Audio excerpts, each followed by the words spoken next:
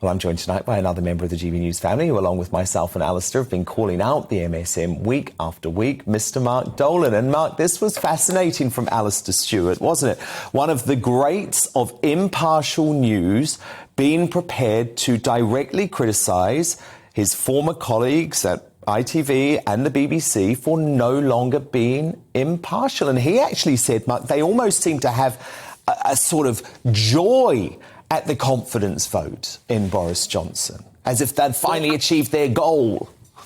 Absolutely right, Dan. I mean, part of me wants Boris to fight the next election and win by a massive landslide, purely because it will annoy all of the right people. Those people have used their platform in the media to campaign against Boris Johnson. Now, you'll know in relation to Brexit, there's this syndrome called Brexit derangement syndrome, and it's all those Remainers who can't accept the result. Well, now the media have got Boris derangement syndrome. They think he's the devil incarnate. He's made mistakes. Partygate was an embarrassment. I'm not happy about the number of lockdowns we had on his watch. But he's clearly a gifted politician. He's the Houdini of British politics.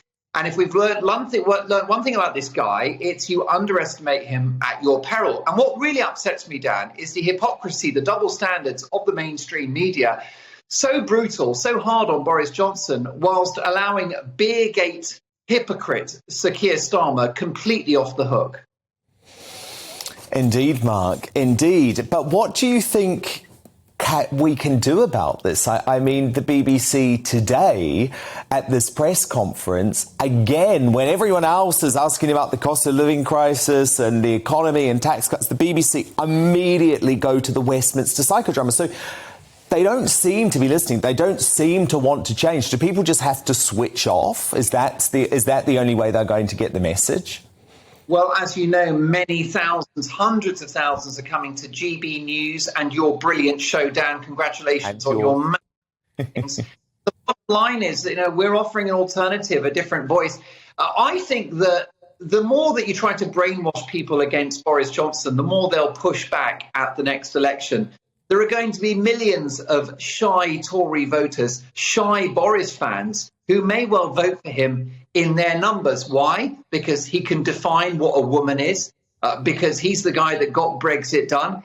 And he's offering still always a message of optimism for this country. You've got Keir Starmer, who just wants, everybody to think they're a victim. He's going to spend more money by giving public sector pay rise to all public sector workers. So I think the choice will be clear at the next election. I think Boris has survived this week that tough vote in the Commons. I sympathise with the MPs who weren't happy with Boris, but I think it's now time to move on, although guarantee you one thing, the media will not move on, Dan.